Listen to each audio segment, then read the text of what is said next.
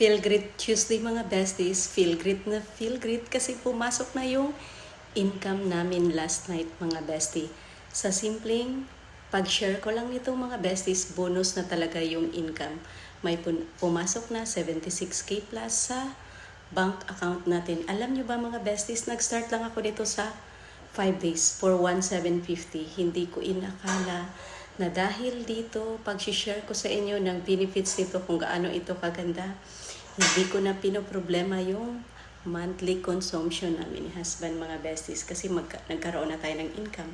Pumayat ka na, naging healthy pa, at bonus na lang talaga yung income mga besties. Hot lemon ginger tayo sa morning for my breakfast. It's my natural boost energy mga besties.